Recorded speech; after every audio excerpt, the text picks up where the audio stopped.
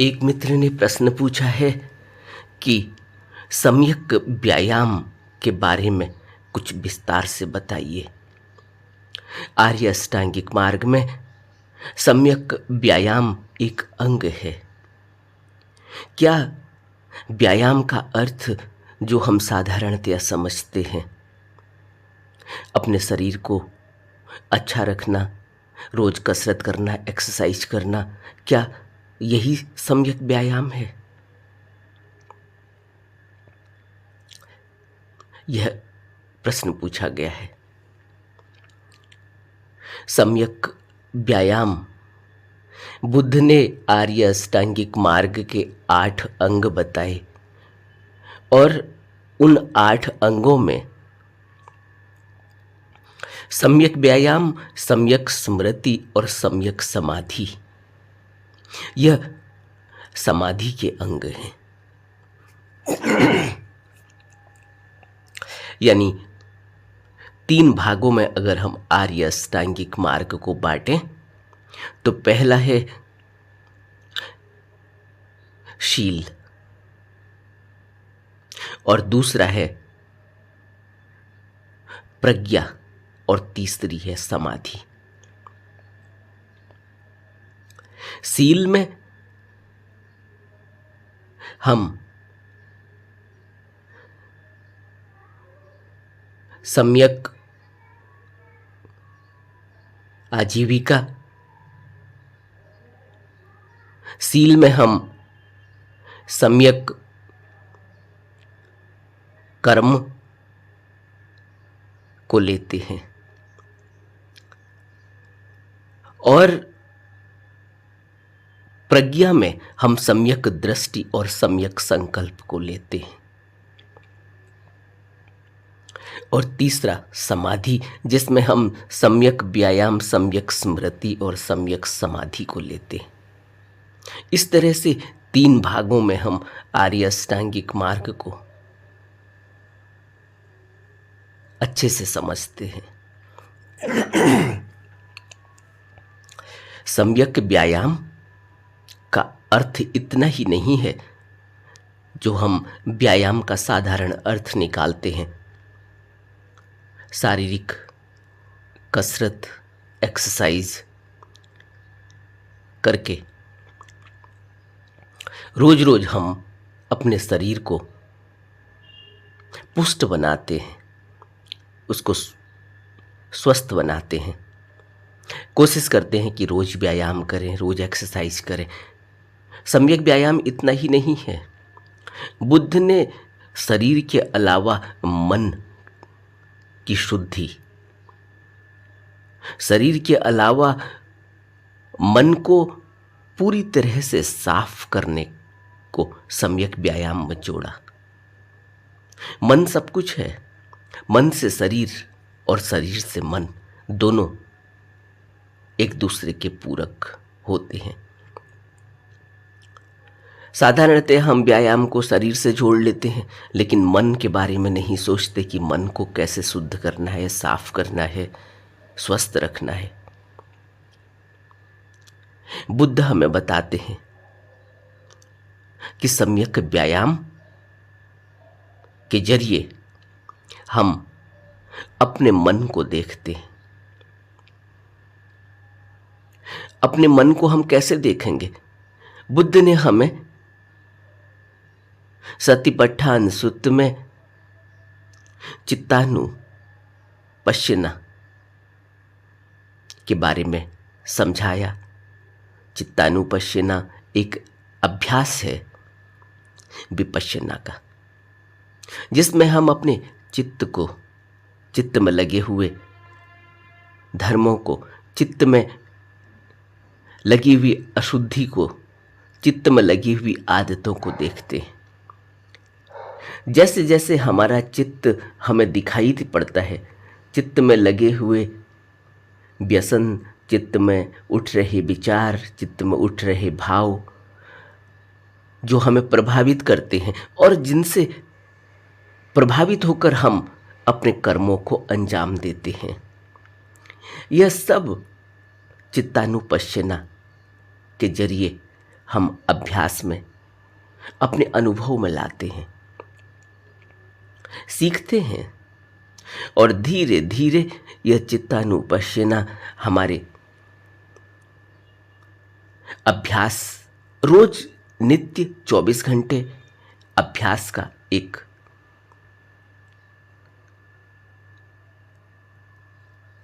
एक ऐसा अभ्यास बन जाता है जो साधारणतः हम क्या करते हैं, व्यायाम तो हम सुबह उठकर करेंगे, शाम को जब हमें फुर्सत मिलेगी तब करेंगे।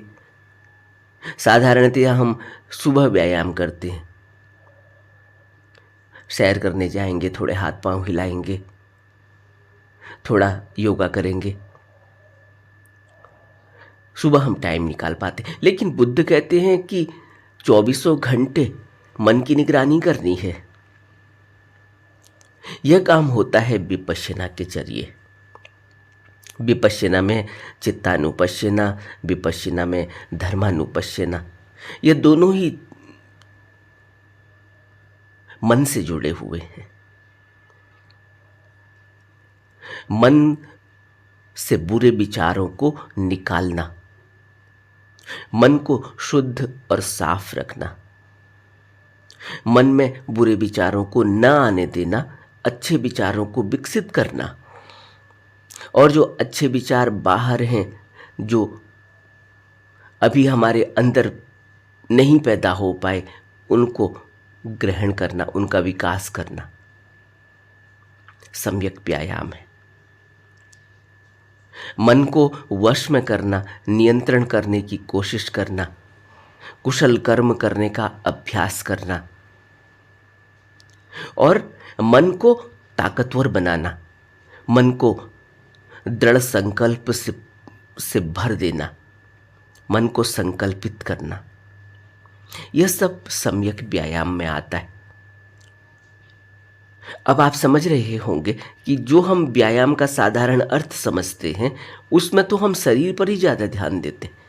मन को रोकना, टिकाना, अच्छे कर्म करना, मन को बुरे कर्मों से बचाना, बुरे विचारों से बचाना, बुरे प्रभावों से बचाना, इस बात पर तो हमारा ध्यान जाता ही नहीं। और जो हम व्यायाम करते हैं, थोड़ा सा वक्त निकालते हैं, कभी सुबह निकाला, कभी शाम निकाला, कभी नहीं निकाला, क्योंकि कोई कमिटमेंट नहीं है। इसीलिए गुरु की अनिवार्यता है, गुरु कमिटमेंट देता है। क्योंकि जब गुरु दीक्षा देता है तो गुरु के प्रति हमारी एक जवाबदेही होती है। गुरु फिर हमारे सामने जब होंगे तो चाहे वो व्यक्त करें शब्दों में, चाहे व्यक्त न करें शब्दों में, लेकिन हमसे हमारे होमवर्क के बारे में पूछते हैं कि हमने क्या किया, जो काम बताया था वो किया या नहीं किया। और गुरु को तो पूछने और बताने की जरूरत भी नहीं है, क्योंकि गुरु तो सब जानता ही है। गुरु तो हमारे अंदर बैठ जाता है। जब हमें दीक्षा देता है तो गुरु हमारे अंदर बैठ जाता है और फिर हमारे हर विचार, हमारे हर भाव, हमारे हर कर्म पर उसकी नज़र है। हम कितना याद कर पा रहे हैं अपनी जवाबदेही को, जिम्मेवारी को, कब भूल जाते हैं, यह सब गुरु जानता है। इसलिए गुरु बार बार कहता है कि तुम्हें जो बात बताई गई उस पर दृढ़ संकल्पित रहो, उसका निरंतर अभ्यास करो। बुद्ध कहते हैं कि अभ्यास तब तक करना है जब तक कुछ करने को शेष न रह जाए, क्योंकि चित्त आज से ऐसा नहीं है। सिर्फ इतनी सी बात नहीं है कि हम पैदा हुए, बचपन से लेके अब तक जो भी हमारी उम्र रही, चित्त में जो कुछ भी लगा है, चित्त में जो कुछ भी बुरे विचार उठ रहे हैं, बुरे भाव उठ रहे हैं, या हमने कोई बुरे कर्म किए या अच्छे कर्म किए, बात सिर्फ इन्हीं वर्षों की नहीं है, इन्हीं दिनों की नहीं है। जो हमारा यह टाइम है बचपन से लेके पैदा होने से लेके अब तक का, बुद्ध कहते हैं कि संस्कार दोबारा पैदा हो जाता है। संस्कार ही भवबंधन का कारण होता है। हमारे कर्म ही हमारे भवबंधन का कारण और बार बार पुनरावृत्ति के कारण है, पुनर्जन्म के कारण है। इसलिए ये बात सिर्फ इतनी ही नहीं है, बात तो जन्मों जन्मों की है।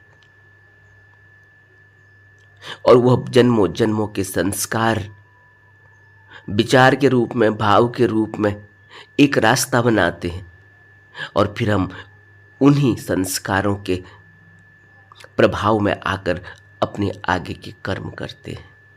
इसीलिए तो बच्चे तो सब एक जैसे होते हैं, सब एक ही स्कूल में एक ही अध्यापक से पढ़ते हैं। एक बच्चा बिल्कुल ध्यान नहीं देता, बिगड़ जाता है।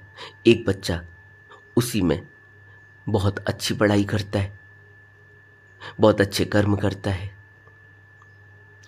अध्यापक एक ही है, स्कूल एक ही है, कक्षा एक ही है, पढ़ने वाले बच्चे सब इसीलिए भेजे गए हैं माँ बाप के द्वारा कि यह सभी बच्चे अच्छे काम करेंगे, अच्छे विचार और अच्छे भाव इनके अंदर पैदा होंगे। फिर ऐसा क्यों होता है? इसलिए बुद्ध हमें आर्य अष्टांगिक मार्ग के जरिए सम्यक व्यायाम के अंग में यह बता रहे हैं कि मन से बुरे विचारों को निकालना। कहाँ से विचार पैदा होता है? क्या हमने कभी सोचा कि यह विचार पैदा कैसे होता है? यह विचार पैदा हो रहा है जब इंद्रियां देखती हैं बाहर, जब आंख बाहर देखती है, किसी वस्तु को देखती है तो तुरंत एक छाप पड़ती है अंदर, एक विचार उठता है अंदर से कि चाहिए या नहीं चाहिए। संस्कार हावी हो जाता, नहीं चाहिए। संस्कार कहता नहीं, यह चाहिए। वह संस्कार कौन है जो कह रहा है चाहिए? इसका मतलब कहीं न कहीं अंदर पहले से कोई ऐसी रेख, कोई ऐसी छाप पड़ी हुई है जो मांग रही है कि चाहिए। वहीं कभी कोई इंद्रियों से कुछ सूंघा गया, कुछ सुना गया, कुछ देखा गया, कुछ स्पर्श किया गया, अंदर से एक आवाज़ उठती है कि नहीं, नहीं चाहिए। वो नहीं चाहिए की आवाज़ कौन कर रहा है? वहाँ भी कोई संस्कार लगा जो कहता है नहीं। कैसे लगता है संस्कार? घर में रोज कहा जाता है बच्चों को अच्छे लोगों की संगति करना, अच्छे बच्चों की संगति करना। जो तुम्हारे क्लास में सबसे ज़्यादा पढ़ाई करता है, जो टॉपर है, जिसके अच्छे मार्क्स आते हैं, उन बच्चों के साथ रहना। क्यों कहा जाता है? क्योंकि उनके साथ रह के उसके अंदर एक संस्कार पैदा होगा। वो देखेगा कि बच्चा कैसे पढ़ रहा है, वो देखेगा कि बच्चा कैसे कौन सी ट्रिक लगाता है कि जब तक टीचर पूछता है तब तक ये आंसर देता है। वो देख रहा है कि बच्चा किस तरह से लिख रहा है। इस तरह से बच्चों को साथ साथ बैठाया जाता है। वो सीखते हैं, एक दूसरे से सीखते हैं, एक दूसरे की आदतों को ले रहे हैं, एक दूसरे की बातों को ले रहे हैं, एक दूसरे की एक्टिविटीज़ को ले रहे हैं। ऐसे संस्कार पड़ता है, फिर वो उसको रिपीट करते हैं और जन्मों जन्मों के संस्कार अंदर बैठे हुए हैं, लगे हुए हैं। उनकी एक छाप पड़ी हुई है, वो छाप सामने आ जाती है। वो अंदर से एक कोई कह रहा है कि ये चाहिए, कोई कह रहा है ये नहीं चाहिए, कोई कह रहा है ये अट्रैक्टिव है, कोई कहता है नहीं ये डिस्ट्रैक्टिव है। बच्चे को कहा जाता है सिगरेट नहीं पीना, शराब नहीं पीना, कोई नशा मत करना। लेकिन जब वो संगत में जाता है, धीरे धीरे उसको लगता है कि अरे वो दूसरा व्यक्ति देखो पी रहा था मेरे साथ। उसको लगता है कि पीने के बाद उसको बड़ी शांति मिलती है। आज मैं भी परेशान हूँ, मुझे भी शुरू करना चाहिए। मैं भी देखता हूँ मेरी परेशानी दूर होती है या नहीं, मुझे आज बहुत तनाव है। ट्रिगर हो गया अंदर। यहां से शुरुआत करनी है या नहीं करनी है, वहां विवेक और प्रज्ञा उसको बचाएगी। लेकिन विवेक कब बचाएगा? विवेक खुला हुआ तो होना चाहिए, जगा हुआ तो होना चाहिए, तर्क खुला हुआ तो होना चाहिए, जगा हुआ तो होना चाहिए। इसलिए बुद्ध कहते हैं कि आर्य अष्टांगिक मार्ग के जरिए, सम्यक व्यायाम के जरिए मन को प्रज्ञा के द्वारा बलवान बनाना है, इसको संकल्पित करना है, इसके अंदर संकल्प पैदा हो। और प्रज्ञा के द्वारा बलवान कैसे बनेगा? प्रज्ञा के द्वारा बलवान ऐसे ही बनेगा कि नहीं नहीं, मुझे तो सिगरेट नहीं पीनी, इस सिगरेट से तो मुझे नुकसान ही होने वाला, फायदा नहीं होने वाला, क्योंकि यह व्यक्ति रोज पीता है और रोज देख रहा है कि मेरा साथी सिगरेट पी रहा है, मेरा साथी शराब पी रहा है, देख रहा है कि किस तरह से बहकी बहकी बातें करता है, देख रहा है कि किस तरह से परेशान रहता है, कभी खांसता है, कभी थूकता है, कभी कुछ करता है। लोग बुरे बुरे एक्सप्रेशन बनाते हैं जब चौराहे पर खड़े होकर, किसी दुकान पर खड़े होकर सिगरेट पी जाती, लोग देख रहे हैं, ध्यान से देख रहे हैं। जो नहीं पीता वो पैसिव स्मोकिंग से परेशान हो रहा है, सब देख रहा है। लेकिन जिसके अंदर प्रज्ञा खुली हुई है वह इन बातों से प्रभावित नहीं होता और यह भी जानता है कि इससे कितने लोगों को परेशानी हो रही है, इससे खुद को इसको कितनी परेशानी हो रही है। यह माँ बाप को धोखा दे रहा है, क्योंकि माँ बाप ने इसको ऐसा करने के लिए नहीं भेजा है और हमेशा ही आगाह किया कि ये मत करना।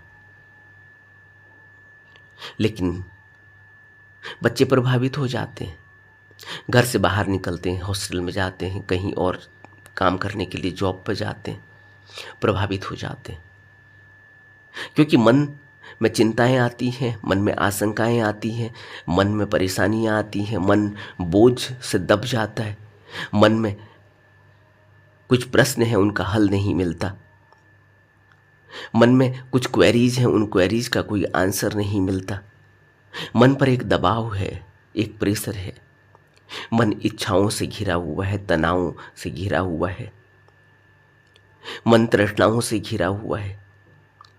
और ये सब तृष्णाएं, इच्छाएं ये कहाँ से बनती है? यह मन बाहर देख रहा है, इंद्रियों के द्वारा देख रहा है, किसी की गाड़ी देख रहा है, किसी को मेरी ही तरह मेरे क्लास में पढ़ता था, आज अच्छी नौकरी कर रहा है, मैं नहीं कर पा रहा हूँ।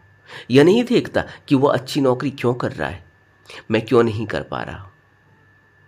यह नहीं देख रहा है कि वह एक अलग स्टेटस से आया है, उसके माँ बापों का एक अलग संस्कार है, उसके माँ बाप का, उसको अलग संस्कार मिले हुए हैं, वह एक अलग फैमिली से आया है, मैं एक अलग फैमिली से आया हूँ, मेरे अपने संस्कार हैं, मेरे अपने कर्म हैं, मेरे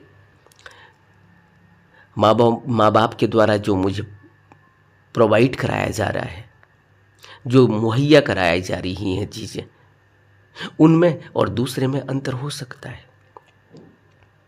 उसकी बुद्धि अलग है, मेरी बुद्धि अलग है, उसका संस्कार अलग है, उसका काम करने का तरीका अलग है, मेरे काम करने का तरीका अलग है। वह अपनी अलग किस्मत लेकर आया है, मैं अपनी एक अलग किस्मत लेकर आया हूँ। किस्मत संस्कारों का जोड़ है। मैंने जो कुछ किया उसके कुल से एक, उसके टोटल से एक मेरा आगे का रास्ता बनता है, उसको मैं किस्मत कहता हूँ। वो सब अपने अपना अपना लेकर आए हैं और अपना अपना भोग रहे हैं। बहुत से ऐसे भी तो हैं उनके पास सब कुछ है लेकिन वो डिप्रेशन में है। उनसे पूछो तुम्हें डिप्रेशन क्यों है? क्योंकि तुम्हारे पास वो है जो मेरे पास नहीं है, जिसको मैं पाने की इच्छा में न जाने कितनी मेहनत कर रहा हूँ, लेकिन तुम्हारे पास है और तुम डिप्रेशन में हो। उसके पास कोई जवाब नहीं कि वो क्यों डिप्रेशन में है। हम नहीं समझ पाते।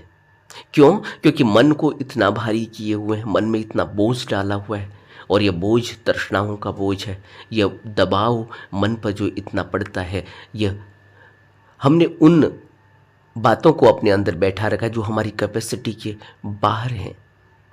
हमने उनको अंदर बैठा रखा है जिनको अभी अंदर बैठाने की आवश्यकता नहीं है। अभी मैं 5वीं क्लास में पढ़ता हूँ, 8वीं क्लास में पढ़ता हूँ, 12वीं क्लास में पढ़ता हूँ, अभी मुझे पढ़ाई पर ध्यान देना है, लेकिन मैं अभी स्टॉक मार्केट की बात सोच रहा हूँ कि देखो उसने इतने करोड़ कमा लिए, मैं कल को यही करूँगा। कल को जब करेंगे तब करेंगे, लेकिन उसके बारे में अभी से विचार करना, अभी से यह विचार करना कि उसके माँ बाप तो ऐसे हैं, हमारे माँ बाप तो ऐसे हैं। अभी से यह विचार करना कि देखो उनका कितना बड़ा घर, हमारे पास घर नहीं। इस तरह की उन बातों को जिनका कोई हल नहीं है अभी हमारे पास, लेकिन उन बातों को हम बार बार रिपीट करते हैं, प्रभावित हो जाते हैं, और धीरे धीरे यह प्रभाव इतना बोझ पैदा कर जाता है अंदर, और ऐसे तनावग्रस्त हो जाते हैं हम कि हमें नकारात्मक विचार उठने लगते हैं, नकारात्मक सोच पैदा होने लगती है। फिर हम अपनी किस्मत को कोसते हैं। किस्मत किसी और ने थोड़ी बनाई है। किसने बनाई किस्मत? अगर मैं एक बच्चे को स्कूल भेज रहा हूं अपने कि तुम स्कूल में जाकर पढ़ो, वो बच्चा स्कूल में पढ़ता नहीं, उसका स्कूल में पढ़ने में मन नहीं लगता, वो वहां कुछ और ही काम कर रहा है, और बाद में जब वो फेल हो जाए या उसके अच्छे मार्क्स ना आए, उसको दूसरे कॉलेज में एडमिशन न मिले, वो कॉलेज के एंट्रेंस एग्ज़ाम को पास न कर पाए, और बाद में कहे कि मेरी किस्मत खराब है। क्या किस्मत खराब है? किस्मत किसने बनाई थी? ये किस्मत उसी ने बनाई है कि जब उसको और उसके साथ वाले भी उसी क्लास में पढ़ रहे हैं, उनका एंट्रेंस एग्ज़ाम निकल गया, वो कॉलेज में चले गए, हम कॉलेज में नहीं जा पाए, उनके नंबर्स मेरे से ज़्यादा आए, मेरे उतने नंबर भी नहीं आए, मुझे वही अध्यापक पढ़ाता है जो उसको पढ़ाता है, लेकिन मैं कहता हूँ उसकी किस्मत ठीक है, मैं कहता हूँ मेरी किस्मत ठीक नहीं। ये क्या है? एक मुकाम पर, एक जगह पर लाकर खड़ा किया था किस्मत ने। तुम भी उसी स्कूल में गए, उसी अध्यापक से पढ़े, दूसरा भी उसी स्कूल में गया, उसी अध्यापक से पढ़ा, तो कहीं ना कहीं तो हम खड़े थे। किस्मत हमें उसी स्कूल, उसी अध्यापक तक लाई, और दूसरे को भी उसी स्कूल और उसी अध्यापक तक लाई। अब हमारी जिम्मेवारी क्या थी कि हम पढ़ाई करते, लेकिन तब हम कुछ और करने लगे, और अब हम कह रहे हैं कि हमारी किस्मत खराब है। तो यह प्रश्न पूछना होगा अपने से कि फिर क्या फर्क है उसमें और मुझ में, कि मैं असफल हो गया और दूसरा सफल हो गया, जबकि हम एक ही मुकाम पर खड़े थे। कारण जो भी रहे हो, बुद्ध हमें सम्यक व्यायाम के जरिए यही बता रहे हैं कि प्रज्ञा के द्वारा, विवेक के द्वारा बलवान बनाया जा सकता है मन को, और मन, वाणी और शरीर को स्वस्थ करना है, वह भी सम्यक व्यायाम से ही होगा। और कोई भी दूषित कर्म न हो, कोई भी दूषित विचार न उठे, कोई भी दूषित भाव न उठे, इसको हम कहते हैं सम्यक व्यायाम। और यह होगा कैसे सम्यक व्यायाम?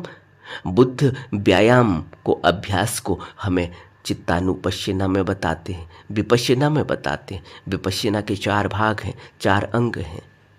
कायानुपश्यना है, वेदनानुपश्यना है, चित्तानुपश्यना है, धर्मानुपश्यना है। इसके सहारे हम अपने मन को देखते हैं, मन में उठ रही वेदनाओं को देखते हैं, शरीर में उठ रही वेदनाओं को देखते हैं, मन में उठ रहे विचारों को देखते हैं, शरीर के प्रभाव को मन पर देखते हैं, मन के प्रभाव को शरीर पर देखते हैं। ये सब सम्यक व्यायाम में आता है। लेकिन बात यही है कि इसको अच्छे से हम चाहे समझ भी लें, सुन भी लें, लेकिन जब तक हम करेंगे नहीं तब तक हमें कुछ मिलने वाला है नहीं। बुद्धि से हम समझ सकते हैं, अच्छे अच्छे शब्दों का सहारा ले सकते हैं, लेकिन बुद्धि से समझकर हमें उसको अभ्यास में उतारना होगा। उसके लिए हमें मेहनत करनी होगी, उसके लिए हमें रोज रोज अभ्यास करना होगा। रोज सुबह उठकर हम सैर करने जाते हैं, रोज सुबह उठकर हम योगा करते हैं, प्राणायाम करते हैं। रोज सुबह हम उठकर जिम जाते हैं। इसी तरह से हमें रोज रोज, यहां एक समय की बात भी नहीं है। बुद्ध तो कहते हैं कि 24 घंटे ही मन को देखना होगा, क्योंकि मन बहुत सूक्ष्म है। यह बात शरीर की नहीं है कि शरीर जब दिखाई देगा, शरीर आंखों से कुछ दिखाई देगा, कुछ सुनाई देगा, कानों से कुछ सूंघने में आएगा, नाक से कुछ स्वाद आएगा, जीभ में कुछ स्पर्श होगा, त्वचा में, तो तब होगा। यहां तो बात मन की है। मन तो बहुत सूक्ष्म है। या जब तक हमें पता भी नहीं चलता, और यह इतने विचार हमारे सामने लाकर खड़े कर देता है। बात सिर्फ इतनी ही नहीं है कि हम आंख से कोई चीज देखते हैं और उसी पर टिक जाते हैं। इतना भी हमारा फोकस नहीं। अभी तो हम ऐसे ही हैं जैसे हम जो कुछ भी देखते हैं वो सब कुछ ही हमारे अंदर रिकॉर्ड हो रहा होता है, सबकॉन्शियस में। बात इतनी ही नहीं है कि सिर्फ आंख से देखा या नाक से सूंघ लिया। इसके अलावा भी इंद्रियां सब काम कर रही है। आप आंख से देख रहे हो किसी फूल को, नाक से सुगंध का पता चल रहा है, और कान से हवा का पता चल रहा है कि हवा किस तरह से बह रही है, और न जाने कितनी बातें पकड़ में आ रही है। गर्मी लग रही है, सर्दी लग रही है, त्वचा में पता चल रहा है। कहीं अंदर पसीना निकल रहा है, तब भी उस पसीने के स्पर्श का पता चल रहा है। उसके अलावा पाँव में जूता पहना है, काट रहा है, टाइट हो रहा है, उसका भी पता चल रहा है। कहीं ना कहीं कोई वेदना उठ रही है शरीर में। तो बात सिर्फ इतनी ही नहीं है कि हम आंख से कुछ देख रहे हैं तो वहीं टिक गए।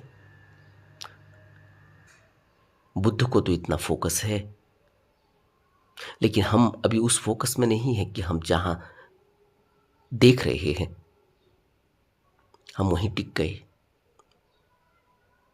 सब होश है, लेकिन सब होश होने के बावजूद भी हम किसी से प्रभावित नहीं होते।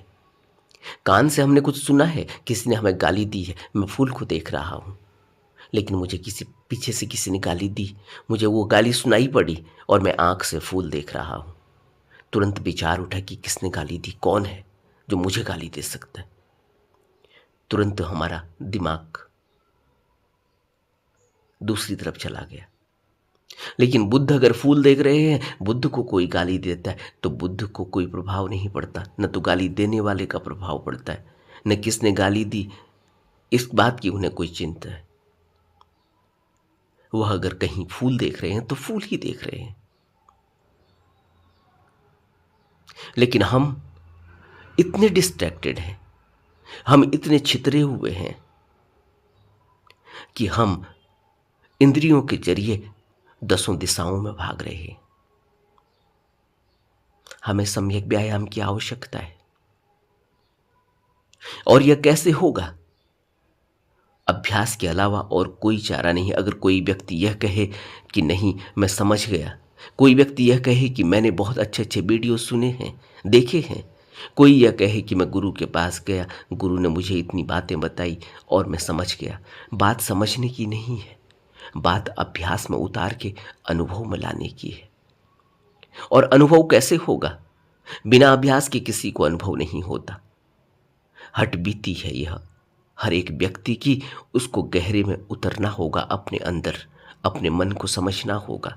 और मन को समझने का और कोई विकल्प है नहीं। मन को समझने के लिए अपने ही अंदर की यात्रा करनी होगी, मन के अंदर की यात्रा। इसी को मंदिर कहा गया। मन के अंदर, मन के अंदर जिसने भी देखा उसी ने मंदिर में प्रवेश किया। ये बाहर से बनाए गए मंदिर जहां हम कभी होते ही नहीं।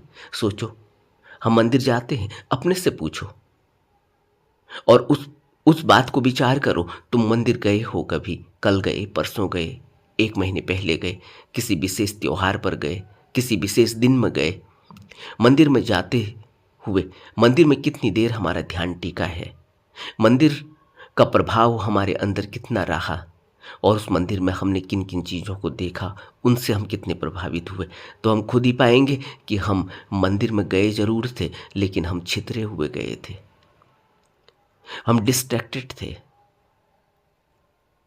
हम एक चित्त, एक शांति लेकर वहाँ नहीं गए हुए थे, हम शांत वहाँ बैठ नहीं पाए, क्योंकि आज के दौर में तो और भी हमारी दुर्गति हो चुकी है। दुर्गति काहे की हो गई? दुर्गति हो गई कि हम जाते हैं फोटो खिंचाने, हम किसी भी जगह पर जाएं, चाहे वो कितनी ही पवित्र जगह हो, जहां हमें अपने मन के अंदर प्रवेश करना था, वहां हम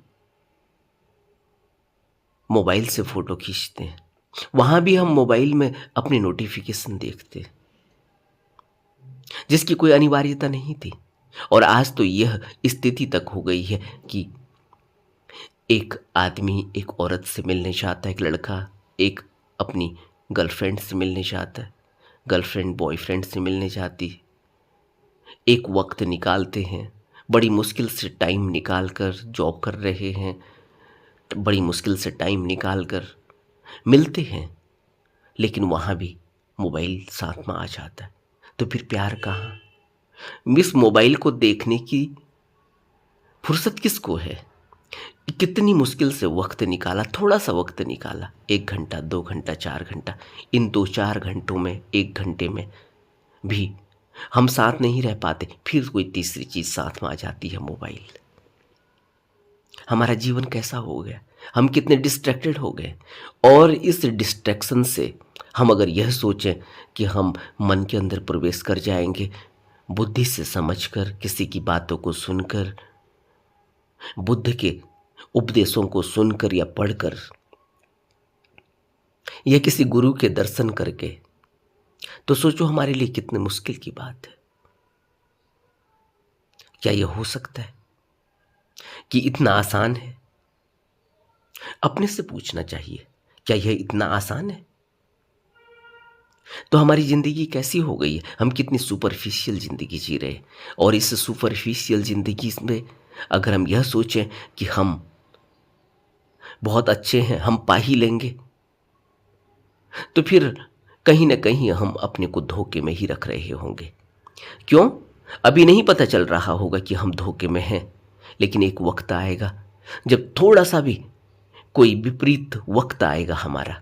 विपरीत वक्त सबकी जिंदगी में आता है, क्योंकि रास्ते में चलेंगे तो कांटे तो चुभने ही हैं, रास्ते में चलेंगे तो जूता तो फटना ही है, रास्ते में चलेंगे तो पाँव में तनाव तो होना ही है, और थोड़ा सा भी तनाव जिंदगी में आया तो हम फट जाएंगे। थोड़ा सा भी तनाव जिंदगी में आएगा, हम बर्दाश्त नहीं कर पाएंगे, सहन नहीं कर पाएंगे, और तब परीक्षा होती है हमारी साधना की। तब परीक्षा होती है कि हमने क्या ध्यान किया, तब परीक्षा होती है कि हमने क्या पाया अब तक जिंदगी में, तब परीक्षा होती है कि हमारी भक्ति क्या है, तब परीक्षा होती है कि हमारी ध्यान साधना क्या है, तब परीक्षा होती है कि हमने क्या समझा। और हम अपने को कहीं भी नहीं पाते, क्योंकि हम इस तरह से बिलबिलाते हैं, छटपटाते हैं, तड़फड़ाते हैं। तब हमें पता चलता है कि हमारी जो भी सोच है, जो भी समझ है, जो भी हमने अब तक कुछ सीखा है, वह सब कुछ ही सुपरफिशियल था, बाहरी बाहरी था, दिखावट था, उसमें कोई गहराई नहीं थी।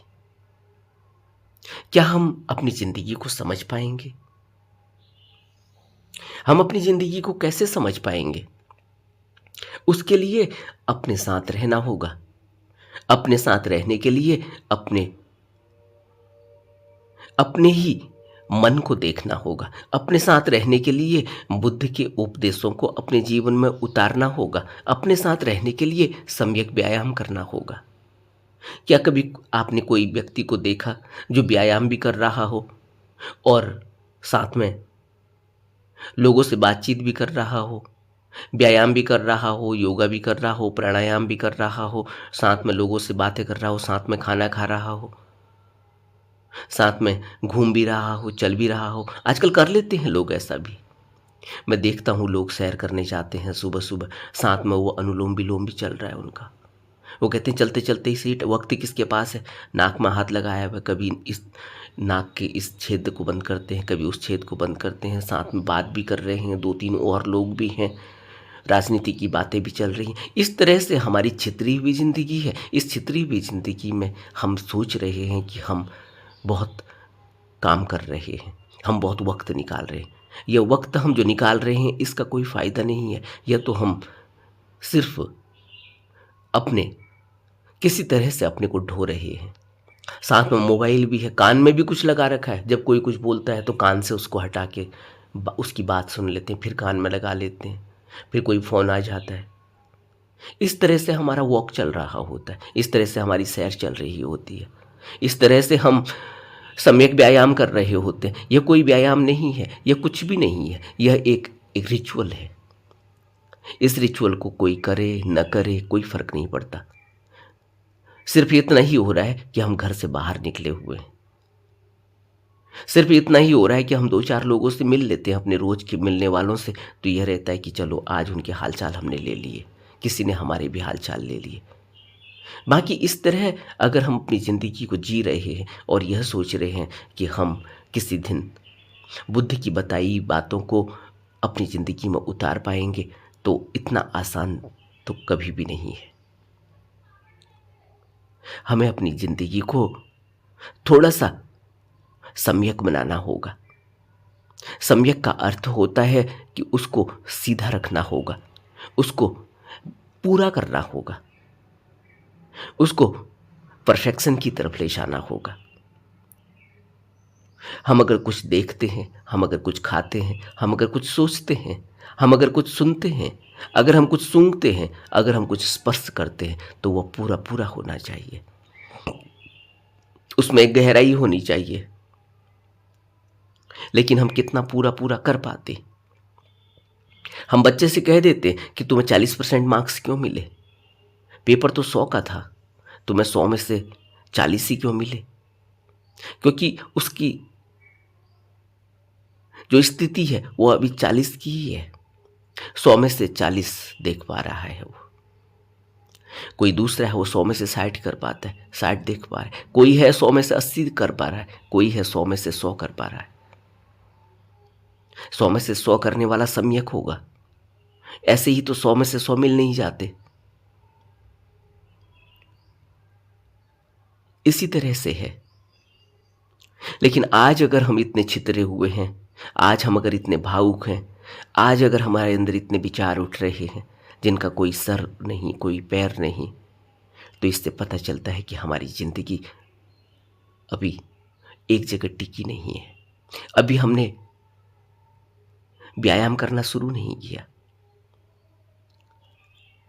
बुद्ध हमें सम्यक व्यायाम इसीलिए आर्य अष्टांगिक मार्ग का भाग बताते हैं, क्योंकि आर्य अष्टांगिक मार्ग का अर्थ होता है कि दुख का निरोध, क्योंकि वह दुख निरोध गामिनी प्रतिपदा है।